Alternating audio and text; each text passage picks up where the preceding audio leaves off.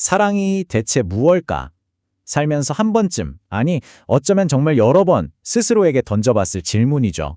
오늘 바로 이 오래된 질문에 대해서요, 한 철학자의 이야기 속에서 정말 놀랍도록 새로운 답을 함께 찾아보려고 합니다. 자, 여기 한 여성이 있습니다. 남편이랑 40년을 같이 살았어요. 뭐 뜨거운 로맨스라기보다는 그냥 익숙함, 편안함, 그게 전부였던 아주 평범한 관계였죠. 대단한 사건도 없고 뭐 특별한 감동도 없는 그냥 하루하루가 그렇게 흘러가는 그런 삶이었어요. 그런데 어느 날 남편이 쓰러져서 병원에 입원하게 됩니다. 그녀의 일상이 완전히 뒤바뀐 거죠. 왕복 2시간이 넘는 거리를 매일같이 오가면서 남편을 돌보기 시작했어요. 근데 이게 어떤 애틋한 마음이라기보다는 그냥 당연히 해야 할 의무감? 뭐 그런 거에 더 가까웠습니다. 이렇게 힘들고 고된 일상에 반복되던 중에 어느 날 문득 스스로에게 이런 질문을 던집니다. 아니, 나는 도대체 왜 이러고 있는 걸까?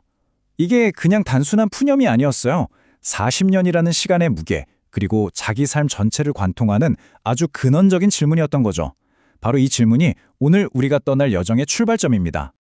그녀의 이 질문에 대한 답을 찾기 위해서 우리는 20세기 독일의 위대한 철학자 막스 셸러를 만나볼 겁니다. 셸러는 인간의 감정이랑 가치의 본질을 파고들면서 사랑에 대해 아주 혁명적인 통찰을 보여준 그런 인물이에요. 셸러는 말합니다. 사랑은 그냥 기쁘고 설레는 그런 감정 상태가 아니라고요. 오히려 사랑은 하나의 힘, 그러니까 우리 영혼을 더 높은 차원으로 이끄는 아주 역동적인 움직임 그 자체라는 겁니다. 이게 정말 중요한 지점이에요. 왜냐하면 사랑이 단순한 느낌이 아니라 우리 존재를 성장시키는 엔진이라는 뜻이니까요. 셸러는 인간이 추구하는 가치에는 일종의 위계, 그러니까 사다리 같은 게 있다고 봤어요. 맨 아래 칸에는 맛있는 음식을 먹는 즐거움 같은 감각적 가치가 있고요. 그 위로 건강이나 활력 같은 생명적 가치, 또 그 위에는 지식이나 예술을 탐구하는 정신적 가치, 그리고 이 사다리의 가장 꼭대기에 바로 사랑과 헌신 같은 성스러운 가치가 있다고 말한 거죠. 자, 그럼 이 가치의 사다리를 가지고 다시 그 여성의 이야기를 한번 들여다볼까요? 처음 그녀에게 병원 가는 길은 그냥 힘들고 귀찮은 일이었잖아요. 감각적으로나 생명적으로나 완전 마이너스였죠. 그런데 남편을 돌보는 이 행위가 반복되면서 그녀의 의무감이 점차 다른 무언가로 변하기 시작합니다. 바로 거기서 의미를 발견한 거예요. 그녀는 자신도 모르는 사이에 이 가치의 사다리를 한 칸 오르고 있었던 겁니다. 근데 셀러의 통찰은 여기서 한 걸음 더 나아가요. 그는 사랑의 핵심에 공감이 있다고 말했는데 여기서 그가 말하는 공감은 우리가 보통 생각하는 거랑은 차원이 좀 다릅니다. 보통 우리는 친구가 슬퍼하면 나도 덩달아 슬퍼지는 거, 이걸 공감이라고 생각하잖아요. 근데 셸러는 그건 그냥 감정이 옮기는 것일 뿐이라고 말해요. 진짜 공감이라는 건 상대분의 신발을 직접 신어보고 그 사람의 눈으로, 그 사람의 세계 안으로 직접 들어가서 그를 온전히 이해하려고 애쓰는 의지적인 노력이라는 겁니다. 바로 이 진정한 공감을 통해서 우리는 나라는 좁은 감옥에서 벗어나서 타인의 세계로 확장될 수 있는 거죠.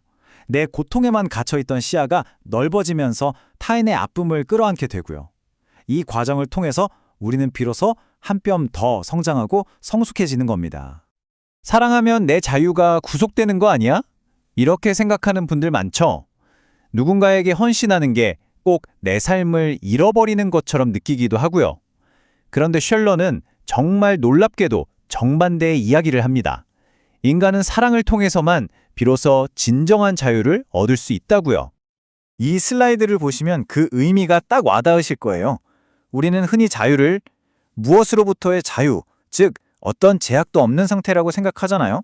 근데 셀러가 말하는 진짜 자유는 무엇을 향한 자유입니다. 수많은 선택지 앞에서 그냥 편하고 즐거운 그런 낮은 가치가 아니라 기꺼이 더 높은 가치를 선택할 수 있는 능력, 그것이야말로 인간이 가진 가장 위대한 자유라는 거죠. 바로 이 문장이 모든 걸 말해줍니다. 매일 병원으로 향했던 그 여성은 자신의 편안함과 시간을 포기한 것처럼 보였지만 사실은 그 누구의 강요도 없이 스스로 사랑이라는 더 높은 가치를 선택하고 있었던 거예요. 이것이야말로 가장 완전하고 숭고한 자유의 실현이었던 거죠. 인생의 어느 지점을 지나고 나면 뭐가 진짜로 남고 뭐가 그냥 빛발에 사라지는지가 조금씩 보이기 시작하잖아요.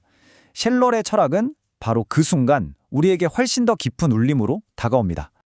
젊었을 때는 돈이나 명예, 외적인 아름다움 같은 좀 낮은 가치에 이끌려서 상처받는 일이 많죠. 그런데 첼러는 바로 그 고통과 상실의 경험을 통해서 우리가 비로소 더 높은 가치를 볼 수 있는 눈을 뜨게 된다고 말합니다. 결국 시간이 모든 걸 걸러내고 나면 우리 곁에 남는 건 서로를 이해하려고 했던 노력, 그리고 함께했던 시간, 이런 것뿐이라는 걸 깨닫게 된다는 거죠. 다시 이야기의 주인공에게 돌아가 보죠. 병상에 누운 남편, 지쳐버린 내 몸. 그녀의 현실은 고단함 그 자체였어요. 하지만 정말 역설적이게도 그녀의 마음은 그 어느 때보다 평온했습니다. 왜 그랬을까요? 바로 자신의 삶이 가치의 사다리 가장 높은 곳, 사랑을 향하고 있다는 걸 온몸으로 깨달았기 때문입니다.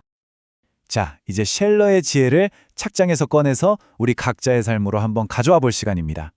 이 놀라운 통찰은 그냥 박물관에 박제된 철학이 아니에요. 바로 오늘 여러분의 삶을 변화시킬 수 있는 살아있는 지혜가 될 수 있습니다. 셀러가 말했던 그 진정한 공감을 오늘 딱 한 사람에게만이라도 실천해 보는 건 어떨까요? 가장 가깝지만 그래서 오히려 더 이해하기 어려웠던 배우자일 수도 있고 자녀나 친구일 수도 있겠죠. 잠시 내 입장을 내려놓고 그 사람의 세계로 들어가 보려는 그 작은 시도, 그것이 모든 변화의 시작이 될 수 있습니다. 그리고 더 나아가서 스스로에게 이 질문을 한번 던져보셨으면 좋겠습니다. 나의 시간과 에너지는 지금 어떤 가치를 향해 움직이고 있을까? 내 삶의 사다리에서 나는 지금 어디쯤 서 있는 걸까?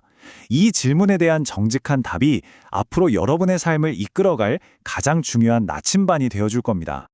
셀러가 우리에게 남긴 마지막 메시지입니다. 사랑하고, 진심으로 이해하고, 그리고 더 높은 가치를 선택하는 것. 이 단순해 보이는 세 가지 행위를 통해서 우리는 언제든 더 나은 존재로 스스로를 끌어올릴 수 있습니다. 오늘 이 이야기가 여러분의 마음에 오래도록 남는 깊은 울림이 되기를 바랍니다.